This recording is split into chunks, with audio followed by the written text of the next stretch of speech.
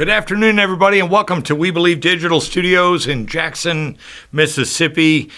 Chris Young with you today. So glad you're joining us. We have a call-in number here. If you're interested in learning more about the studio or need to call in on really any of the shows, the number is 800-492-5186, and the production staff here be happy to speak with you. We've got so many new things going on here at the studio, and recently running internet radio station WBLV, and working on an app now for your phone to make it even more convenient, so you can see everything going on with We Believe on demand on your schedule. Looking forward to being your provider of choice for all kinds of news and entertainment, music, community interest, lifestyle, health, religion, all sorts of different topics. So we'll get headed into the news break today. A twice weekly 30-minute headline news sort of show. Starting out on the local level. From WJTV in Jackson, William Polo Edwards was in court yesterday asking the judge to grant him bond. Edwards was denied bond by Hinds County Circuit Court Judge Faye Peterson in October of last year after a mistrial was declared in his case. He was on trial for allegedly killing Better Men Society founder Robert Davis inside Shadow Robinson's Clinton home May 1st, 2022. So I don't know if that's taken under advisement or what's going on with that. I'm not sure if he's going to get that bond or not. So that was a story that we're waiting on an update for. From WLBT, Anthony Fox could be out of jail as of today, following a ruling from the Mississippi Court of Appeals. On last Wednesday, the court granted Fox's motion to expedite his release after days after it overturned his 2022 conviction. Typically, Fox, who would have to wait 21 days before going free to give opposing parties time to appeal. However, the Attorney General is not fighting the matter. Can you imagine that? A black man wrongfully convicted, and the Attorney General is not fighting to, it's just a rarity. So I guess we'll just say we're grateful for that.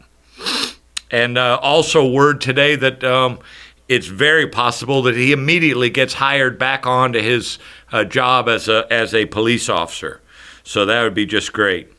Also news out of Jackson, residents of a South Jackson neighborhood, and I took a drive over there this morning.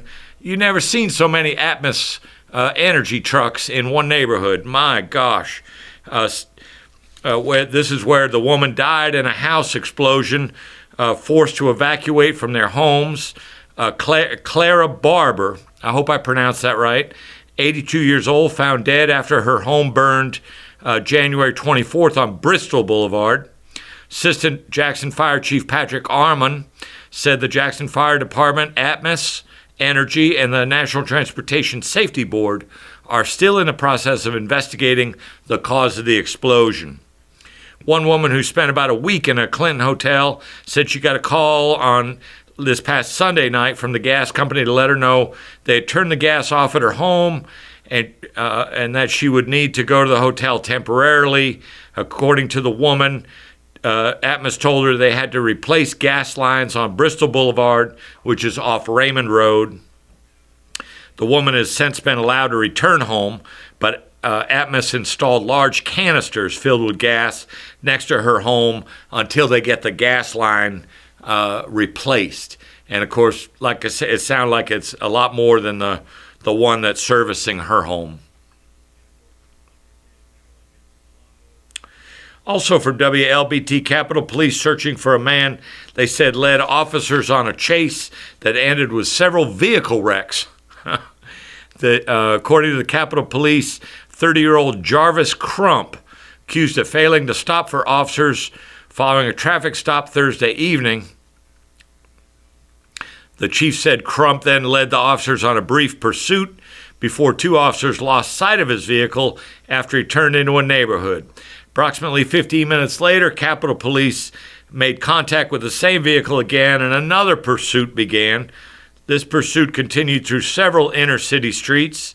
The driver struck a vehicle in the intersection of County Line Road and Highway 49 North, causing a collision between officers and that vehicle. There were no injuries reported, and Crump fled the scene.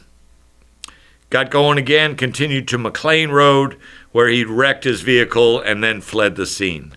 So all over a traffic stop.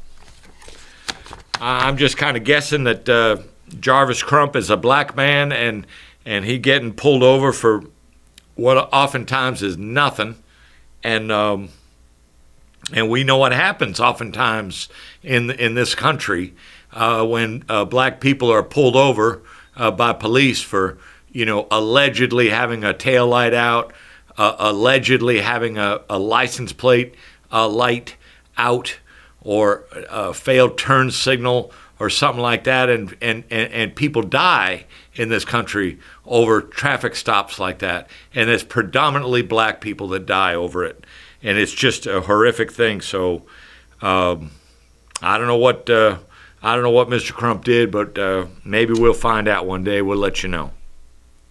Moving to the broader overall Mississippi, we remind you that today is just another day. Another day on the calendar. We have the legislature in session. Another day that no Republican leader of this state, say that again, no Republican leader of this state has called for any hearings on the largest fraud scandal in the state's history, where upwards of $97 million were pilfered, stolen, misspent, however you want to say it, by two Republican governors. Seems like ample evidence. Two Republican governors involved and their appointees. That's the key. Their appointees. This federal money that's come to Mississippi as a federal safety net for the poorest of the poor in Mississippi. And we are the poorest state in the nation per capita. And so those funds mean an awful lot to people, and yet the powers that be and the powers of the people that hold the purse misuse that money for their own selfish purposes. Governor Reeves is alleged to have had these fitness boot camps. I mean, $1.3 million to stay in shape? Jesus. I mean, I don't know if anybody's had a look at him lately, but I might be even doing better than he is as I look down to this this belly here. 1.3 million to the Lacoste, to the Victory Sports people. Come on now. Sending wrestlers to rehab in Malibu, California. Man, oh man. Volleyball stadiums at USM that all kinds of people in the state of Mississippi, including the Institution for Higher Learning, signed off on. You tell me they didn't know where that money was coming from? They told you that was okay to use TANF funds to build a volleyball stadium at USM? How many poor people you think are playing volleyball in there? It's just so sad. And so and I think, if the theft isn't bad enough, the fact that none of these people are calling for transparency, they want to keep it as quiet as possible and think that over for just a second. Anybody that a 6-year-old could grasp that they want to keep this quiet because there's a lot more people involved than we've been told about. And that's the kind of thing that makes Mississippi last. That's the kind of thing that makes us sizzling down here in Mississippi. Maybe we're not burning anymore, but we're still sizzling. And it's just a pathetic thing. How do you look your grandchildren in the eye when you're a legislator in Mississippi? How do you look your grandchildren in the eye and tell them, yep, Pawpaw did nothing when they stole that money from the poor people? Now hurry up, get your coat on. We need to go to church. I mean, how do you do that? So, So the 11-year-old black child who urinated in public outside a Mississippi office building will not be required to serve probation, which had been originally ordered, or to write a report about Kobe Bryant. Quantavious Eason was 10 years old when he was arrested back in August by police in Senatobia. You know, I think I'll go up there tomorrow. I guess something else going on in Senatobia I want to take a look at. He was charged in youth court with being a child in need of supervision. His family's attorney, Carlos Moore, said in December, Tate County Youth Court Judge Rusty Harlow said Quantavious must serve 3 months of probation, write a 2-page report on Kobe Bryant, the NBA legend who died in 2020. But the child's mother, LaTanya Eason, refused to sign the probation agreement and asked for the charge to be dismissed because she said the terms of the agreement were similar to those prosecutors would demand of an adult, including that Quantavious submitted to drug tests at a probation officer's discretion. The agreement also imposed an 8 p.m. curfew. At a hearing Monday, Harlow dismissed the youth court petition that sought to designate the child as one in need of supervision, adding that he planned to sue the city, its police chief, and the officers involved in Quantavious's arrest. Moore said the child's arrest and probation sentence were racially motivated. Can you believe it? You can believe it. Story out of Macomb, Mississippi. Mr. Sip, blues man, amazing entertainer, born in Macomb, 1976. Castro Coleman, the real name for Mr. Sip, graced the world with his music gift at a young age. The child prodigy was influenced by his grandfather, Lewis Coleman. The first instrument he played was a guitar. Quote, I look like him, I walk like him, I think like him. I am Lewis Coleman's grandson. I love that. Phenomenal musician, one that never really got his just due, but that was nothing he was looking for anyway, said Coleman. Coleman has traveled the world with some great gospel folks, the legendary Williams Brothers, the Pilgrim Jubilees. He gained national attention with 2 gospel groups of his own, the True Believers and the highly favored, receiving the 2018 Gospel Group of the Year, Mississippi Gospel Music Awards. The city of Macomb has honored him by unveiling a permanent statue. Now all who drive through downtown can recognize the birthplace of his soulful music. Coleman was given the Bobby Rush Entertainer of the Year Award at the Blues Foundation in 2015. He won several music awards. One of Coleman's most recent notable honors is a Grammy nomination for Best Traditional Blues Album. So let's go ahead and get ready to cut out there. We've got maybe another 7 or 8 stories for you in our second segment, and we'll just drop out for a couple commercials. We'll be right back with you. The Mississippi Link is an African-American female-owned newspaper with a trusted voice that is highly respected throughout the city, state, and nation. Our motto, Keepers of the Knowledge for People Who Speak the Truth, since 1993. Link significantly influences the thoughts, attitudes, and buying decisions of its readers. Call us at 601-368-8481 for your advertising needs. If you would like to receive a newspaper in the mail each week, our annual subscription is only $52 per year. That is only $1 per week for you to stay informed regarding many stories that you can only get in the Mississippi Link. Sign up today at themississippilink.com and click on Home Delivery.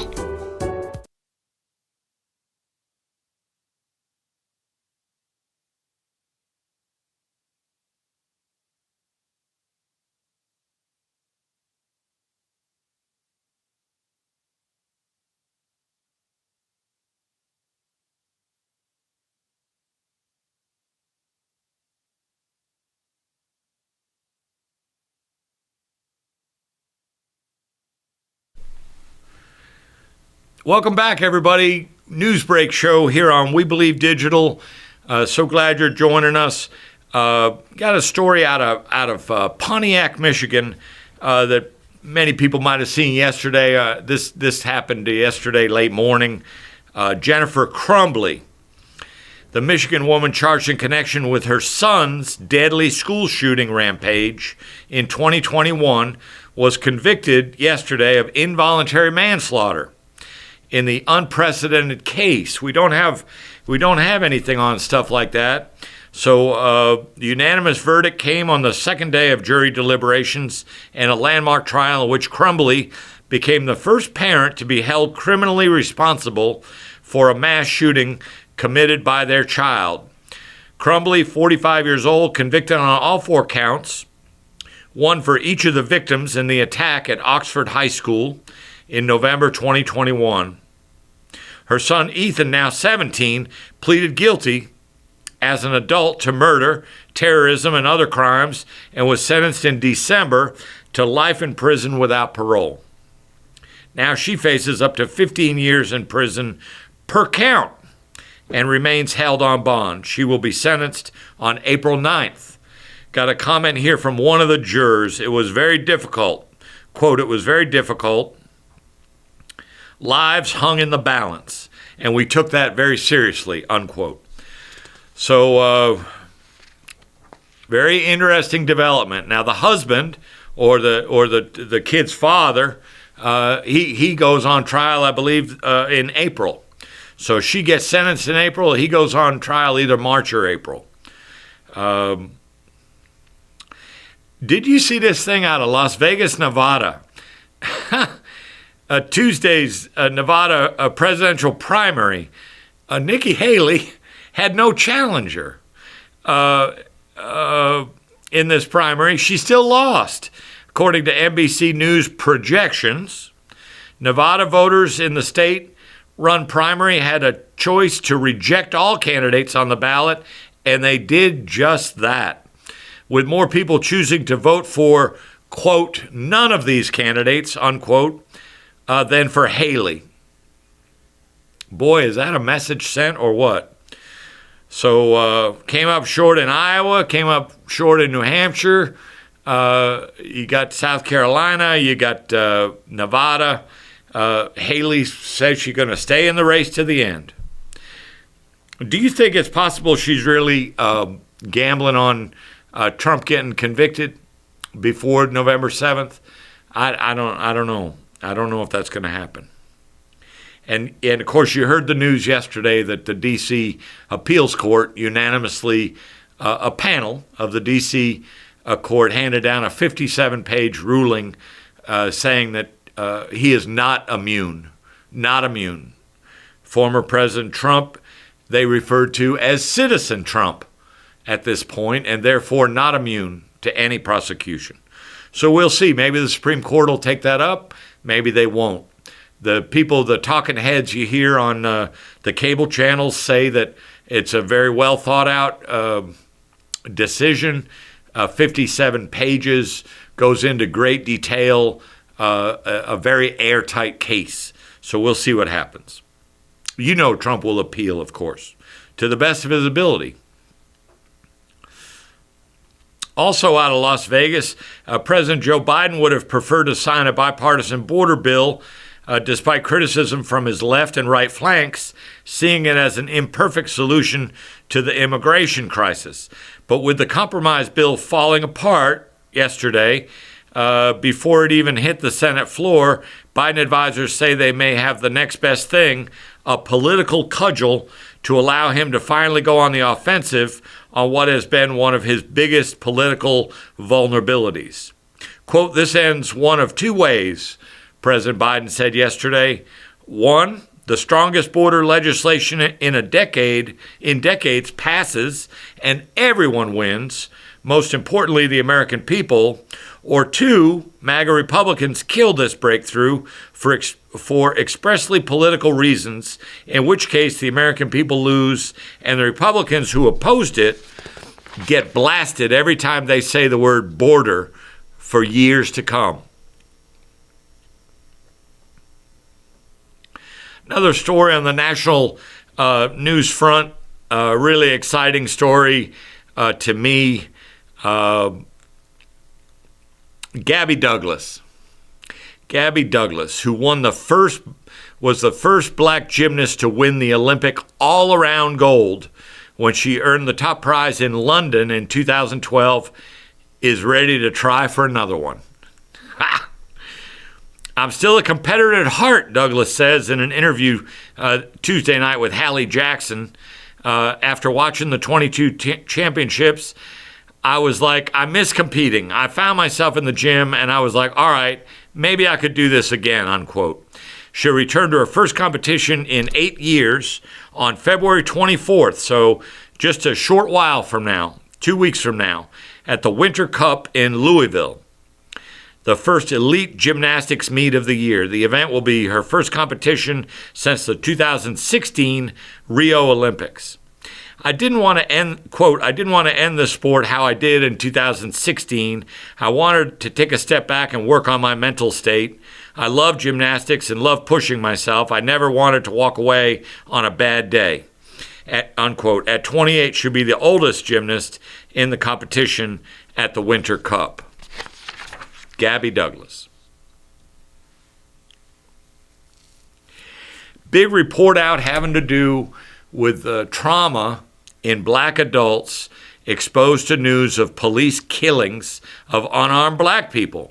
We talked about it earlier in the show.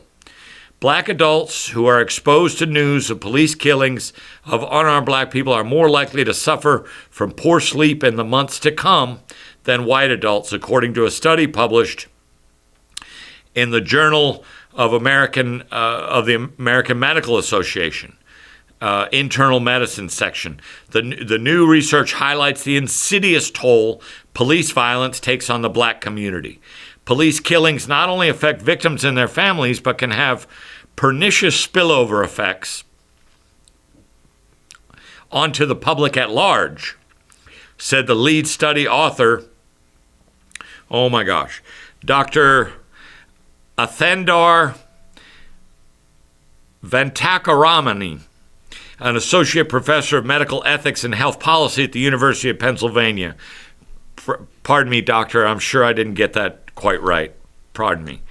The findings looked at survey results of sleep during about sleep duration from 2013 through 2019 from 2 U.S. databases. The larger of the two, the Behavior Risk Factor and Surveillance Survey, included responses from 181,000 people, black people, and nearly 1.8 million white participants. The other, the American Time Use Survey, included data from 9,800 black respondents and 46,000 white respondents. Even at the baseline, black participants were more likely to report getting less sleep than white participants. 46% reported getting less than 7 hours of sleep at night, deemed short sleep, compared with 46% to 33%, okay? About 18% of the black respondents reported getting less than 6 hours, very short. That's 18% for the black people, 10% for the white people. Researchers then looked at what's happening to sleep after 331 police killings of unarmed black people. They found that black people's sleep worsened in the 6 months that followed police killings, while white people had no change in their sleep. The impact was greater for police killings than rose to national prominence, such as the killing of Eric Garner in New York, 2014. After such deaths, the study found black people reported 4.6 increase in short sleep and 11% increase in very short sleep compared with the average. Lots of prices we pay for this police violence. And how many times do we find out that there's nothing there? It's nothing. But it turns into death of unarmed black people. Land of the free, home of the brave. From NBC News, what we know about the Israel-Hamas situation right now. Secretary of State Antony Blinken met with Israeli Prime Minister Netanyahu as well as Palestinian Authority Mahmoud Abbas as he tries to advance the ceasefire talks and pushes for a larger post-war settlement for the Gaza Strip. The meetings came after Saudi Arabia said it would not engage in diplomatic relations with Israel without recognition of an independent Palestinian state and an end to the assault on the enclave. Hamas has proposed a ceasefire plan that would include the release of 1,500 prisoners, including 500 people serving life sentences. An Arab source has told NBC News. The proposal also includes a 3-year plan should be developed with a roadmap for the rebuilding of homes and other infrastructure destroyed in the war. Well, that makes good sense. A senior administration official told NBC News, quote, there are still some difficult issues to be worked out, unquote. That's as on a deal, and adding that an agreement would likely not come together in days, but more like weeks. Iran-backed Houthi militants fired 6 anti-ship ballistic missiles towards the southern Red Sea and the Gulf of Aden, a defense official told NBC News this morning. 3 of the missiles were attempting to hit a bulk carrier transiting the Gulf of Aden. Earlier, the Houthis released a statement threatening to, quote, escalate more and more, unquote, unless the, quote, aggression, unquote, on Gaza ends. So far, according to Israel, more than 27,700 people have been killed in Gaza since the war began. I'm sorry, that's according to the Palestinian Health Ministry. More than 67,000 injuries and thousands more missing and presumed dead. The death count for Israel was at least 1,200 and 244 soldiers. 1,200 versus 27,000. For decades, the U.S. has pushed a 2-state solution to the conflict in the Middle East, but not formally recognized an independent Palestinian state. That may be about to change. The Biden administration is drawing up options now to enact the policy after Israel's current war in Gaza, a senior administration official told NBC News, a move that could offer political, legal, and symbolic power for Palestinians and add to international pressure on Israel to engage in meaningful talks for a long-term peace. Offering that recognition before any final comprehensive deal between the two parties would mark an apparent shift in Washington's position as it navigates an issue of extraordinary sensitivity at home and abroad. So we shall see. And a story out of Beijing. You know, we see so many things happening from China. China's so very much involved in our lives here, products and services, just really enmeshed in the American economy, the consumer economy, but there's oftentimes devilish things going on. But the Chinese people, you know, have a Spring Festival holiday, and it's really being snarled right now. Freezing rain, snow, and ice, snarling traffic in central, eastern, and southern China as millions of people travel home ahead of the Spring Festival holiday in blistering cold that has swept through parts of the country over the past week. Southern Hunan province and central Hubei provinces bore the brunt of the severe weather, which deteriorated over the weekend, slowing highway traffic to a crawl, canceling hundreds of trains, and delaying flights. The disruptions coincided with the biggest mass travel migration in the world as people across the country flock home to see their families for the Chinese New Year holiday, which officially begins on Saturday. We also send prayers to people out on the left coast in California, just some torrential devastation, even as far south as San Diego area. A Marine helicopter went down about 50 miles from San Diego over the weekend, and they just this morning just finally found the helicopter, spotted it, I should say, in a very mountainous region. Getting to it is not that easy, but I'll bet you anything we'll have news on that by the time we come back to you on Friday at 3 p.m.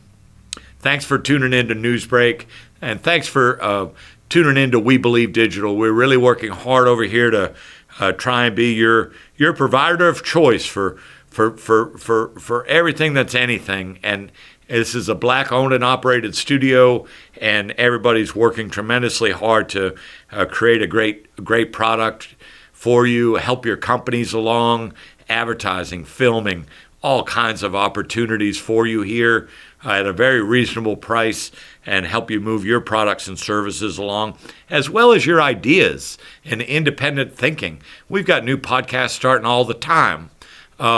People coming in, they've got a message, they want to get it out there, and we're happy to accommodate. So thank you so much for your ongoing support, for all those likes and subscribes and sharing with your friend, all those stars. It's very much appreciated. Take good care for today. Take good care of you first and those around you.